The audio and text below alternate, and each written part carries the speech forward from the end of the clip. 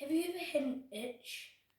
Well, this is probably not what's behind it unless you're an animal, but still. I'm talking about those little suckers that suck onto your blood. No, not mozzies.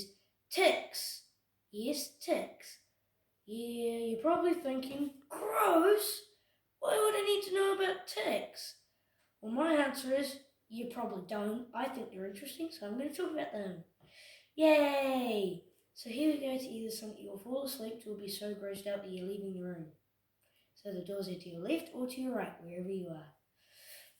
Anyway, there are 3 tick families of 900 different species. They gorge themselves on blood from the host that they attach themselves to, and they can stay on the host for up to a week. And the host doesn't realise because of a toxin that they release. Ugh. But most ticks live in warm temperate areas, and even then you can't get rid of them. There's some in cold weather. There's 40 of which species has been found in cold North American weather. There has even been one species found on penguins in Antarctica. Imagine being a penguin and finding a tick and trying to get it off with your little flippers. That would be annoying. Anyway, did you know most ticks are from the hard tick family?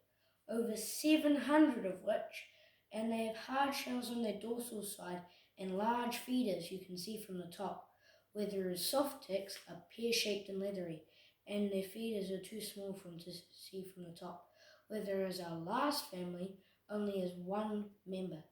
They are called the Nataliella. They are the most primitive tick in the fossil records, and they are only found in southern Africa. Also, how big was it again that ticks get? Was it 8, 10 times? No, 600 times its own size. That's massive. Now I know where all that blood goes. Also, they can lay up to several thousand eggs. That tick's got a lot of mouths to feed. Also, a tick must have a blood meal from a new host at each stage to survive, or they'll die. And ticks have a wide variety of animals that they can do from. Well, pretty much all of them. Reptiles, birds, mammals, and even amphibians. But even then, in nature, many bacteria, fungi, spiders, ants, beetles, birds, and other living things contribute significantly toward limiting tick population, as do, for instance, the grooming activities of a host, such as apes and monkeys do to each other to clean themselves. But even then, when they do get onto the host, the tick transmits pathogens that cause diseases throughout the stage of feeding.